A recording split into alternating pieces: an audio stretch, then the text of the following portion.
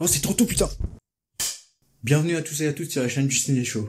Cette vidéo est la deuxième partie de celle-là. Dans la première partie, je vous ai expliqué qu'il était possible de faire un film ou un court-métrage avec du matériel pas cher. Je vous invite à regarder la vidéo entière, car il y a une petite surprise à la fin. Les bases de la vidéographie reposent sur 3 outils indispensables. Une caméra, un trépied et un micro. Mais lesquels prendre quand on débute? Petite parenthèse que j'estime importante, c'est que vous n'êtes pas obligé de tout acheter d'un coup. Le but est d'apprendre à les utiliser et de comprendre aussi leur nécessité. Si vous avez une caméra qui filme en HD, c'est-à-dire en 1080p, c'est déjà très bien. C'est même plus que suffisant. Il vaut mieux avoir une caméra avec une bonne HD qu'un mauvais 4K. A noter que je me base sur le fait que vous avez déjà une caméra.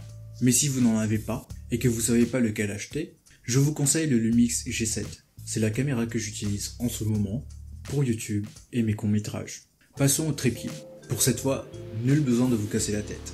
Tout ce dont vous devez savoir avant de choisir un trépied, c'est son poids maximum supporté, la hauteur, le diamètre, la superficie, le matériel. Non, je déconne. Les seules informations importantes sont la tête, sa hauteur et son poids maximum. Le poids est sans aucun doute la plus importante. Posez-vous juste la question, est-ce que mon trépied supportera un rig complet?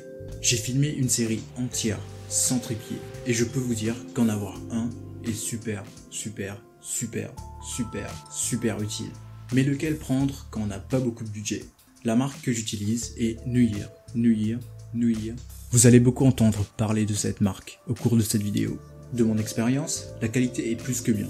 Les fonctions de base comme ouvrir et bloquer, etc. marchent parfaitement. La prise en main est solide et cette fonction est un vrai gagne-temps. Pour 29 €, je suis plus que satisfait. Avant celui-là, j'ai testé le trépied d'Amazon Basics et mon dieu que c'était clatax. J'avais l'impression d'avoir un jouet en main. D'ailleurs, je l'avais même cassé sans faire exprès. Si vous cherchez un bon trépied solide, c'est celui-là qu'il faut prendre. Si vous avez un peu plus de budget, je vous conseille le Monopod 2 en 1. C'est quasiment un transformer le truc. Et tout ça à moins de 100 €. Ok, trépied fait. Le suivant est l'un des plus importants. Je parle bien évidemment du son.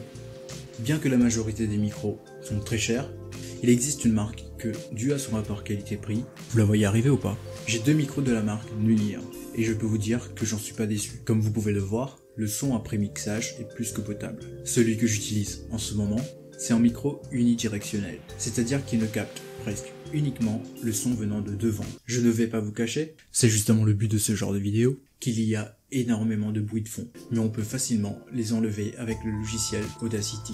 En quelques clics, vous passez de quelque chose de beaucoup plus propre. Si vous voulez apprendre à améliorer votre son, il existe plein de tutos sur YouTube.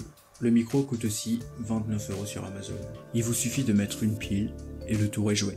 Perso, le seul problème que j'ai eu avec ce micro venait du câble ou de ma caméra. J'avais du signal uniquement du côté droit, mais j'ai vite résolu le problème avec Audacity. Nice. Son fait. Maintenant que vous avez les bases, quels sont les autres équipements utiles? Je dis bien utiles, donc facultatifs, que vous aurez peut-être besoin. Pour commencer, si vous utilisez la lumière du jour comme source de lumière principale, ou que vous voulez la renvoyer, il vous faudra un réflecteur. Comme l'indique son nom, elle réflecte les sources de lumière, ce qui vous permettra de contrôler la lumière. Dans cette scène tirée de mon court-métrage Le Jour J, j'utilise le réflecteur 5 en 1 de chez Nuir. Le côté or me permet de combattre le contre-jour en renvoyant la lumière sur mon visage. Chaque disque a une fonction bien spécifique, hormis le disque translucide qui elle ne réfléchit pas mais filtre la lumière directe pour la rendre moins agressive. Pour 20 €, vous avez 5 disques différents. L'objet suivant est un filtre polarisant de chez KLF. Sur cet objet, je sais pas vraiment quoi vous dire. Personne ne sait vraiment comment ça marche, c'est de la magie le bail. Grâce à ce filtre variable, vous récupérez plus de pixels dynamiques, vu qu'il élimine les reflets.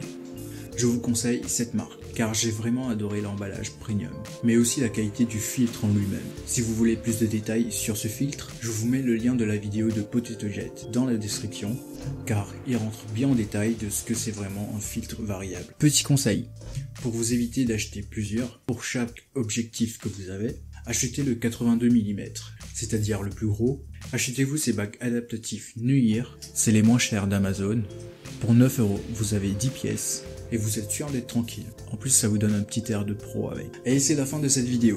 Le lien de chaque produit que j'ai présenté est en description. Si vous voulez une deuxième partie, peut-être dans 6 mois, le temps que j'achète plus de choses, petit pouce bleu, comme d'hab. Bien sûr, cette vidéo n'est sponsorisée par aucune marque. Je donne juste mon avis du consommateur raisonnable. T'as la ref ou pas?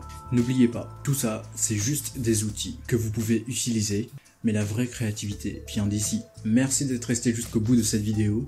Parler de matos, ça peut très vite devenir chiant. Donc, merci beaucoup. Merci aussi de vos retours sur la web-série qui est en cours de diffusion. L'épisode 2 sortira le 9 septembre 2030. Nah, je déconne. C'était pour voir si tu me suivais toujours. Donc, épisode 2, 9 septembre 2020. En attendant, prenez soin de vous et